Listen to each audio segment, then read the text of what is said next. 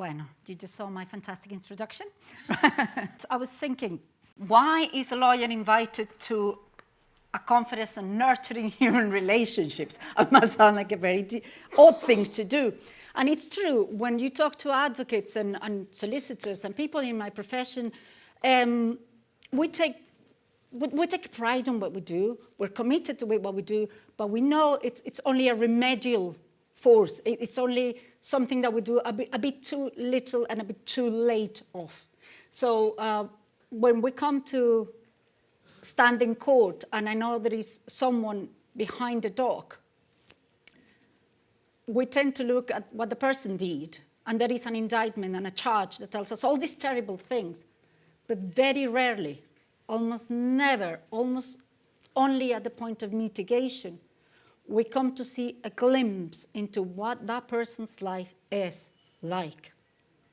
When we hear after the atrocity has been committed, after the victims have come to, if they're alive, to give testimony, or their families, after we've seen the pictures, after forensics and so on, we learn to see that this person perhaps didn't have good boundaries at home because perhaps father was absent, or father was too strict, or the mother wasn't there, or there were drugs, or there were drink, and so many other things. And you look at these generally men, young men, and it is heartbreaking, and you think, why didn't we give you a better chance? And I personally feel guilt that I am there just to sort of rubber stamp the authority of the state to say, you've done wrong, and we're sending you to jail. Now, I have to tell, the first time I was doing a case in the High Court, the two accused were two 18-year-olds. One of them, clearly needy, clearly desperately, was marked as a violent offender. And yeah, he was. But he was a boy. His mom came to give evidence, and not once she looked at him in the dock. She was more concerned about her issues. A boy was desperate for attention, or in John's word, maybe desperate for connection. So he hooked up with this other boy who had had everything in life but connection. Because it's not just about material poverty, it's about the poverty in the relationships we have with others. Anyway, I was for the crown. The trial finished, they were convicted, each to 18 years in jail. That was the end of their lives. They're going to come out at 40. What's the point of that? What did we gain from sending these two young men to jail? I don't know. All I know is that I went to the back of the court and cried my eyes out. That's the prosecutor, by the way. But anyway, so just to say, the criminal system doesn't solve anything. That's why sometimes lawyers try to think a bit outside the box. So to tell you a bit more about me, just because it's the force of having people talk about themselves, I really find it very awkward. But I'm not only a lawyer. I have issues with the law. I don't think it's the only solution. I love it. I'm very passionate. Gita has known me for 17 years, my darling. 17 years. And you know how I love my profession. But I think there has to be more to it. There has to be a lot more. So I have trained in other things that are important to me, like peace, like human rights, violence. So I'm also an under 5s qualified teacher. I work with children for more than 10 years, children from deprived backgrounds, children from rich deprived backgrounds, if you know what I mean, with very little connection with the mother, and trying to help them reach developmental stages where they can develop empathy. Because children learn through movement, learn through play, and that's what we're trying to do through movement and play, help them connect with other human beings. Right. Today we've spoken about various things, but the words that kind of ring up louder for me are people, relationships, power, and connection. So I have an interest, as I said, in human behavior, violence, peace, the dynamics of conflict, and how those things connect.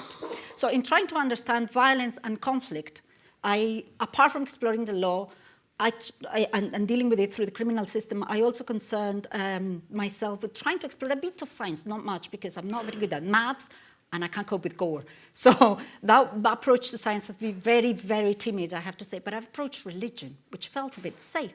So I come from a Latin American family, and that's a very strong Catholic background. But at the same time, my parents were communists. So they told me about the importance of thinking of others. So apart from that very messy approach, I also tried to explore Buddhism, which taught me a lot. Meditation. Put me, it's the same thing, I think, for some addicted people to that kind of stuff. But anyway, that put me into a deep sleep. So I had to come out of that. I practiced Quakerism. No, I did, to which I owe a lot, because it taught me that it's not about you trying to get God to listen to you, but it's actually how you listen to God, which is everywhere. So that was really cool from Quakers. And I also trained with the Scottish Centre for Nonviolence, which is now defunct, sadly. I did my 2 levels of Alternatives to Violence project. I got a star, and I practiced in NVC. Well, so this talk is called Understanding Others, and that's a very ambitious title. By no means I bring you the Holy Grail, and I apologize for that. I thought that would give the impression that I really bring a magic formula. You're going to go out here thinking, I understand the world. But it's not. All I can offer you really is, on the basis of my knowledge and experience, a formula that I've used before, that it's very simple in the way it's presented, but I found it to be effective. So hopefully you could take that with you, carry that in your toolkit, along with all the other skills that hopefully you've learned today when you are trying to approach conflicts with a view to resolving them. Right, what is conflict? When I say conflict, can you think of what comes to mind? Sorry? Disagreement. Excellent. Any other? War. War. Disagreement. War. Hurt. Beautiful, Paul. I'm impressed. Right. He's my best pal. I met him today. Right, all right. I know. So that's very good, because when we talk about conflict, yes, we do think of argument, disagreement, war, fight, difference. But my suggestion to you is there are ways to be different, ways to be in disagreement, ways to have arguments that are not necessarily conflict, or in other words, or to be more precise, not violent manifestations of conflict. Lawyers argue all the time. We don't fight, right? So for instance, let's imagine, when you came here today, you walked along the pavement, you went out of your house, walked down the road, probably went and got a train or a bus, or you drove here. And I wonder how many of you, in the exercise of walking down the road, clashed with another human being? Anyone? You did. Yeah. Where are you looking, Mary? It was just an accident. It was an accident. Okay, so you were trying to, but you clashed. Okay.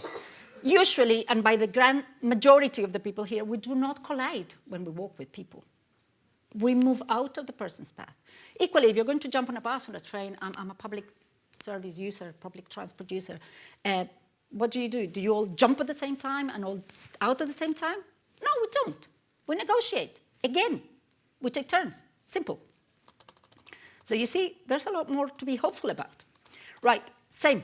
Another simple example. You're planning a weekend, going out on Friday. So I'm going to take Caroline, and I'm going to take Gita, and I'm going to take Paul out with me. Paul, what do you want to order? What food? Chicken curry. That's good. Chicken curry. Gita? Pizza. All right. Carolina?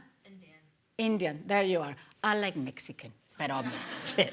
But we're going to negotiate about this. You know, when you have that situation, you don't go and punch each other and say, okay, pizza tonight. No, you make a deal, you compromise. And that's a simple example. But again, that's what most people do in normal circumstances. We come to agreements. So we live with conflict. That is a fact of life. But it doesn't need to be violent conflict. And that's the difference. Now, if you have difference and diversity, there's always that potential, isn't it? And the world is different and diverse. So are we doomed to violence? Let's think about that. At the moment, I want you to think about a problem you've had with someone, a difference that you've had with someone, something you have not managed to agree upon with a particular person and keep it there. Okay, now we're going to move into a bit of a more theoretical chapter, which is negative, positive, and imperfect peace. Has anyone heard about those concepts before? Positive peace? No? Negative peace? Imperfect peace? Good, so I can say anything and you believe me. That's great. Right, okay. Let's imagine a society where everyone is the same. There is no difference. We're trying to abolish because we think difference is the source of conflict. Am I right? Difference is a source of conflict. We have differences, we clash, right? So let's say the same. So I'm going to go by the same defining race, the same defining culture, the same skills, the same features, same values, same beliefs. Does that sound ideal? No, because we like being different. We like one day Chinese, we like Mexican, we like pizza. That's what humans are like. Naturally, we're different, right? But a society that eliminates that difference, where there's no difference, no confrontation, no conflict, no violence, is called negative peace. We have societies with negative peace. There are societies that have attempted to extinguish difference in order to create the ideal peace. Can you think of those type of societies? Please, George. North Korea. North Korea. And Nazi Germany. Bravo. It's huge. It's huge. No? Can you think who's huge in this day and age? Trump. He's a huge example. Anyway. So he's trying to eliminate difference. He wants this particularly white, wealthy America to do well, to thrive. And he thinks that by getting rid of everything that's different, smells different, looks different, he's going to achieve that. Now, that is a utopian dystopia. We know inherently, we know that's not right. We know it's not okay. We've seen what happens when that is tried to be implemented. So that's not only absurd and dangerous, but luckily it is impossible. No one can get rid of those differences in society.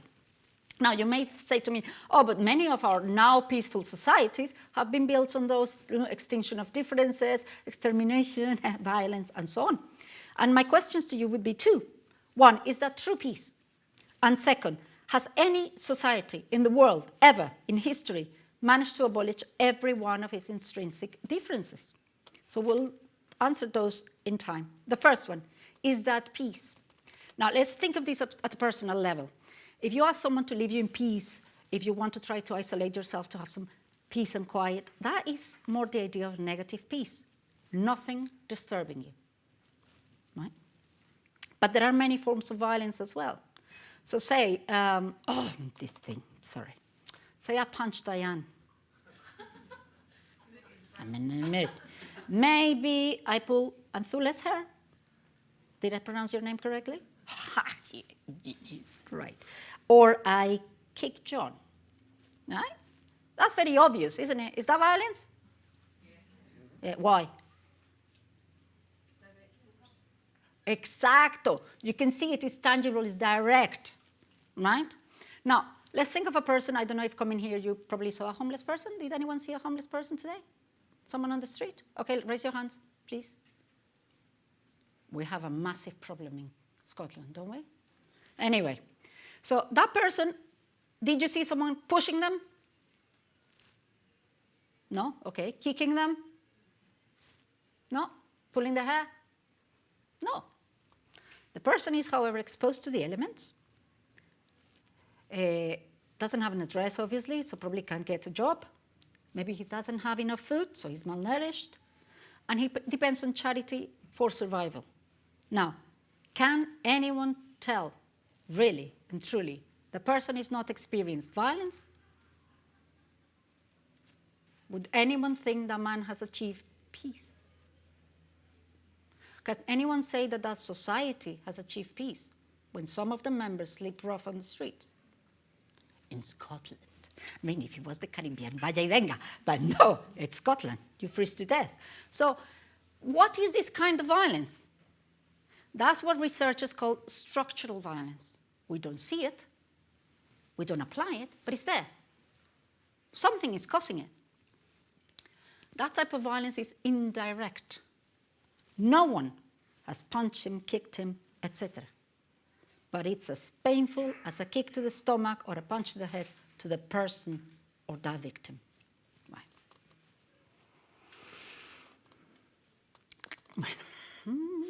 So in this society, for instance, there may not be people that are fighting on the streets. We might not have the burning cars or people having to stand up in front of tanks, etc., etc.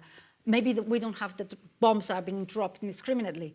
And yet, some of our members haven't achieved those, maybe the basic situation in terms of relationships or health or education, and we cannot really talk about peace there. Only when those things are resolved for every member of that society, we can truly talk about positive peace, because those needs of people are addressed and resolved and fulfilled. Right. Every society experiences at the same time this sort of direct and structural violence. So in a way, the positive peace and the negative peace coexist. They are together. I once met a professor in a Spanish university. His name was Paco Muñoz. He sadly, he's deceased. And he had this theory about the imperfect peace. And when he talked about that, I thought, you're right, what an idiot. Imperfect peace can exist. I mean, it just didn't make sense to me, because I used to think about, again, is that being a lawyer? It's a trauma. And so I used to think right, wrong, good, evil, black, white. And then after many, many mistakes and the things that I have to learn in my life, I realized that there was maybe something in it, and I was the idiot. So going back to the second question that I asked, has any of those societies succeeded in abolishing every intrinsic expression of difference? And the truth is no. No, none. And despite plenty of historical evidence of societies and people, groups in power trying to attempt to unify or uniform their societies, human homogeneity, oh, that's a hard word, does not exist, right? We all have a different origin, we all have different nurturing, we are unique, and it's that unique history and path what makes us who we are individually. Right. Now we know that difference, well, now we know, no, you've known this long ago. Difference is what forms the human condition. And my question comes back to something that's been touched upon in a few of the other talks. I think George mentioned it. I mean, are we doomed to violence? We have difference. We can't live without difference. Are we doomed to violence? My suggestion is no, we're not. We're not necessarily violent. Because at the same time that we have all these differences, we have lots of things in common. We'll experience pain. Has anyone in this room not experienced emotional pain? Okay, no. Physical pain. Has anyone not experienced ever any degree of physical pain? Look around. I mean, don't look at me. I have suffered lots of pain of all sorts and kinds. Some self-inflicted, because I'm very clumsy. But we experience joy. Have you experienced joy? Hands up. Ah, nice one. Expectation. Fear. Look around. Look around. Disappointment. There you are. Hope. Oh, beautiful. I'm in love with you all. Right. So as you see, we all have this unity, in a way, of feeling. We all experience, as well in the physical realm, we experience illness, aging, not me though, and death. Ultimately, we all are going to the same place, aren't we? Right, so with all this mix of commonality in terms of preferences, desires, experiences, and so, we do have in ourselves, as well as the potential for conflict or violent conflict or indifference, we also have the potential for peace. And why do I talk about this so theoretically? Because I think these concepts of negative and positive peace help us distinguish the manifestations of conflict on the one hand with the underlying causes of it on the other hand. And this is something we can bring all the way down when we're dealing with conflict at the very personal level, or if you want, with a very personal, tailor-made degree of imperfect peace. Permiso. I thought that was tequila. Why not? So sometimes we have situations at work, situations at home, where people shout, slam, throw things. Violence can be very, very noisy. And can someone tell me, or have you anyone is aware of the research of why people shout when they're arguing? Never listen to? That's interesting. Okay, so you want someone to listen. Why do we raise our voices when fighting? No? As a release? Could be a release, could be because our blood pressure goes up. But the truth is because... Establish dominance over another person. That's very interesting, to establish dominance. But I'll tell you what I think. It's cheesy. It's not as refined as yours, Professor, I am sorry to say. But I think it's because we're not listening. You hit it on the head, Paul. The other person is like, you want to be heard, you shout, you scream. But the other person's doing the same. So we need to listen. Right, let me tell you an anecdote. And I have to talk about my daughter, who's now a 14-year-old girl. When she was about 3, we were traveling. I can walk, can I? And you still hear me? Right, she was about 3, and we were traveling on the Lothian buses, right? The Lothian bus. And I was taking her to nursery, and she was looking intently at this man who was standing holding on. And she turned at me to say, Mommy, does the man's heart, is the man's heart on his knee? I thought, what? I said, on his knee. So I explained to her, I said, no, mi amor, the heart of a person is not in the knee, there's just a bone. The heart of a person is in here. And he said, so how does it not come out? I said, because there's muscle, and there's some little bits of fat, some more than others, and there's tissue, and there's bones, and there's skin. So it's all well protected, all compacted, all fine. She said, fine. So I thought, toddler settled, mom won. And then 5 minutes later, so she said, so you have to open your mouth so that the heart can speak. I thought, yeah, she's a 3-year-old. We need to give under 5s and teenagers a lot more credit than we do. And that stayed with me. Yeah, and it's true. So now I try to listen to people's knees. Right, so how do we listen to people's hearts, and how can we try to make our hearts be listened to? So I am going to borrow a bit of an exercise from NVC. Anyone familiar with that? Nonviolent communication techniques? Excellent. Okay, 4 people. Right, good, excellent. So if you have questions, please ask these 4 experts rather than me. Right, so we're going to try to identify. Remember I said, think of a problem you haven't resolved with anyone. With someone. Sorry, Spanglish fails me, right. Right, so think about that problem again. And I want you to go back to it and think, what is the behavior in that person that caused you difficulty? And I'm going to use difficulty in a neutral way. It could cause you any feeling, but think of that person and think of a specific behavior that you found challenging or different. Okay? Now, I want you to try to identify the feeling you had when that person acted in that particular way. And when I invite you to talk about your feelings, I mean your innermost feelings. It's not like, oh, well, I felt dissed. I was disrespected. No, because those type of feelings put the responsibility of the feeling on the other person. It's what you felt inside. Were you upset? Were you anxious? Were you nervous? Were you sad? Think of that particular feeling. Go in. No, don't think about it. Feel it, please. Feel it. And now the hardest bit is to think, why did that behavior make you feel like this? It's not because the person had more power. Forget the person for a minute. What was it in you that clicked, or that cracked, or that was tender? What was it in there that made that incident matter to you? Right. The last thing we're going to do, if you're gone there, is, would it help if I gave you an example? Or are you all okay? You're all okay, fine. Okay, the 4th thing we're going to do in this process, NVC, is we're going to try to imaginarily ask that person what action would we like the person to substitute instead of the one they did in the first place, right? Now, if I give you a couple of minutes, please talk to the person next to you, take turns. And person A, person B, person A, person B, you know how it goes.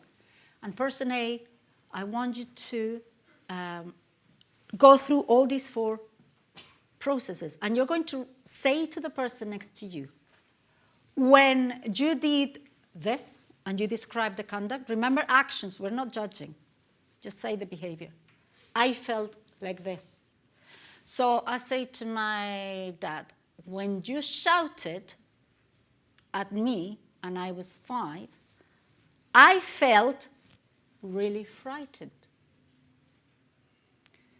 Because it is important for me to feel safe, and shouting is not safe. So can I ask you to please speak to me softly? Does that make sense? Yeah, my dad used to shout a lot. I don't do nonviolence communication for no reason. So no, it's true, it's terrifying. Anyway, so with that, I'm going to leave you 2 minutes. Please, work in pairs. The other person, please listen. And then you change. Thank you very much. Right, guys, I'm not going to ask everyone for feedback, of course. We don't have time, but if maybe a couple of people would like to say something about it, how it went. Thank you. Well, just we had, sorry. Microphone? Yeah, thank you. Okay. Mine, you're buying into my time, huh? I'm joking. I'm joking. Thank you.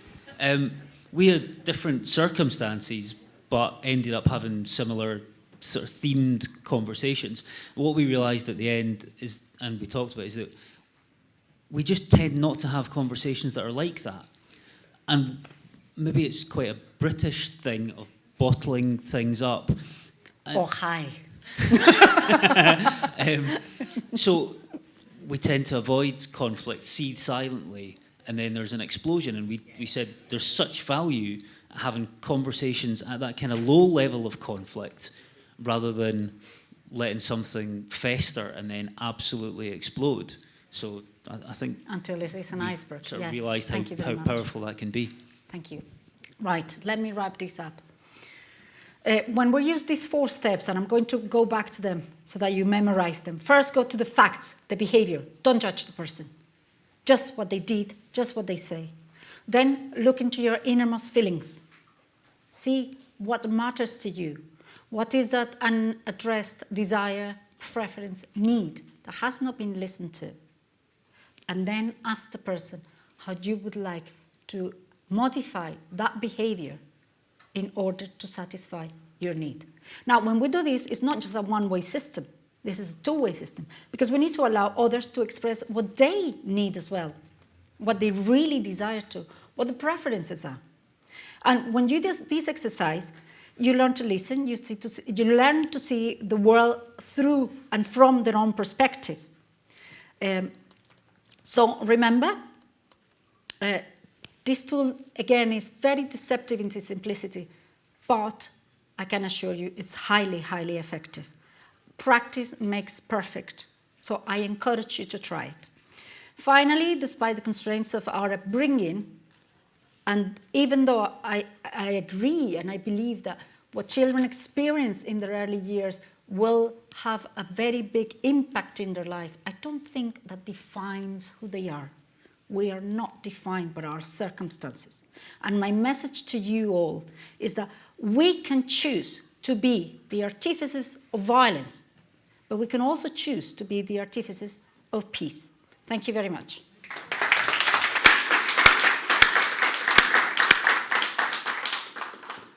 Ximena, thank you very much.